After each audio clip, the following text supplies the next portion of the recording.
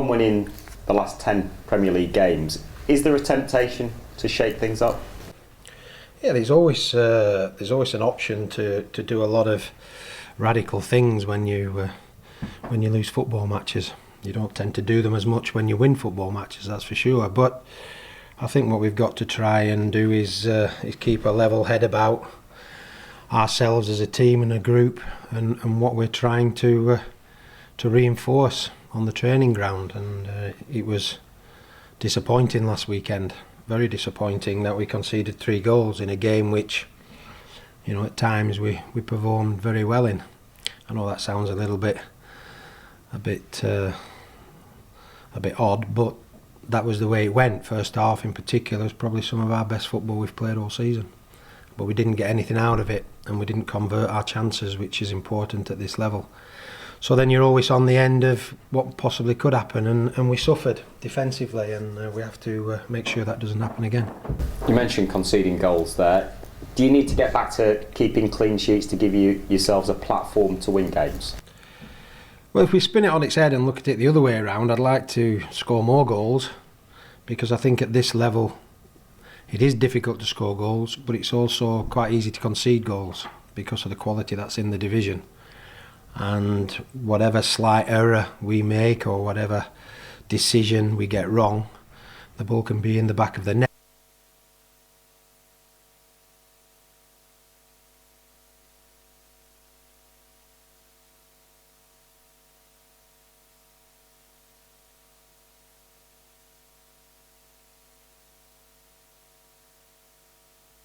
The next 3, West Brom, Middlesbrough and Palace in the Premier League. How crucial are those 3 games to survival hopes? Well, they're no more crucial than any other game, because, you know, after them we go into a major part of the season, which is Christmas, and the games come thick and fast. So we've got to prepare just for every game that comes our way, and I don't want to think any further ahead than West Bromwich Albion, because that's the most important game we have to play. And what team plays and represents this football club will I've no doubt react from the disappointments of last week. They had a good win on Monday. What are you expecting from them? Typical Tony Pulis side? I was at the game. I went down there, I had a good look.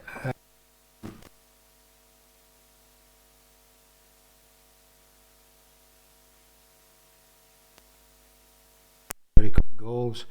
They looked to dominate from then on, and it forced Burnley into a situation that they don't like being in, which is chasing the game. Obviously, when you do that, then you're exposing yourself. So they did a very thorough and professional job, and I expect tomorrow from them.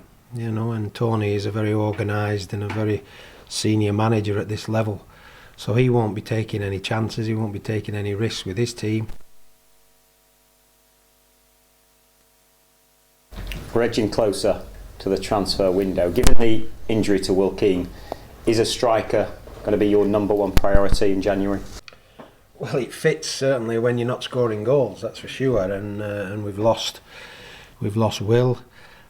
We have Diamandi back now, who comes into the frame again after his suspension.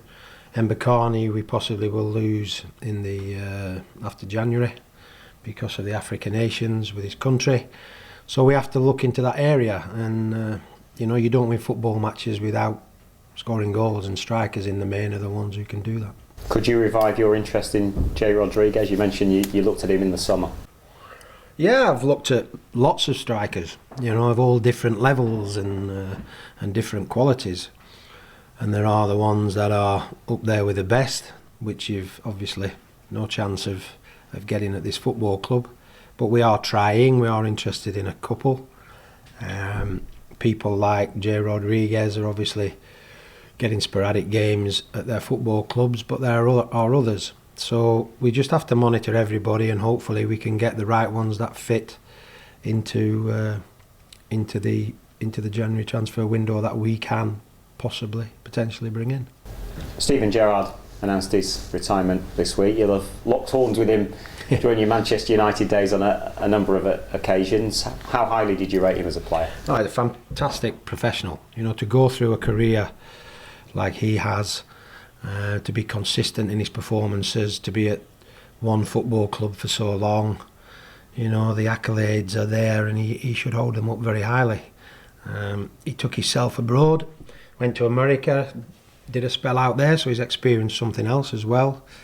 And I think now there's a lot of talk of him probably putting all that experience into coaching, which I hope, you know, for the game and the good of the sport, that he learns, and then he can establish himself as a coach. But as a player, fantastic. You know, Liverpool have had a wonderful servant, and there's a lot of talk of him going back there as a coach, so good luck to him. Is it important that we don't lose figures like Gerrard from football altogether? Yeah, I think there's a lot of good, experienced people out there who are not working, you know, and good football people at all levels.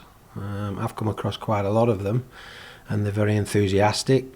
But we tend to get pigeonholed sometimes, coaches in this country, and we tend to look at, you know, maybe young, up and coming, just out of the playing days, going into coaching straight away and going into management straight away.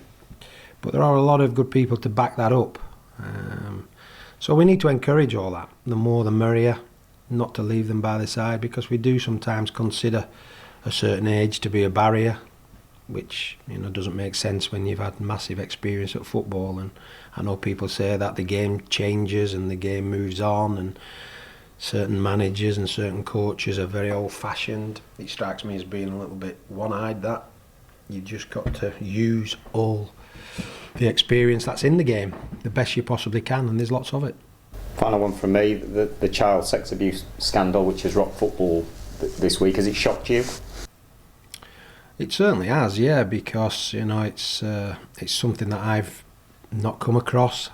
You know, we obviously hear about things through the media, you know, but it doesn't sort of involve football. It's usually other cases. But when it strikes home at your door, then it needs addressing, and it needs to be looked at deeper and sorting out, because it's tarnishing our game. Mike, have you got any fresh injuries at all? No, but there's still 24 hours to go yet. No, we're still with the same group of injuries. Other than Robertson, he's back in contention.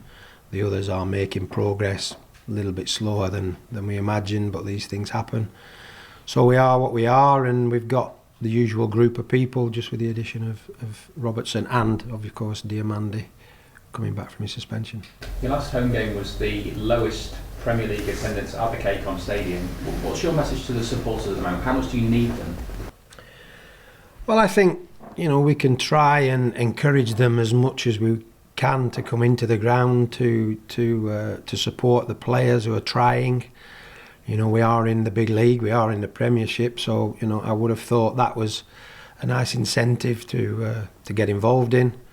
But obviously they have the reasons, and I can't influence those decisions that they make not to come. All I can ask for is full backing from the ones that sit on those seats, and they get behind the players, and I'm sure they will, because we've not had a real issue with that. You know, yeah, nobody wants to see empty seats in a Premiership football stadium, but that's where we're at the moment. We need to do our job on the football field to maybe encourage more to come back, but I think it goes a little bit deeper than just the football that they're seeing.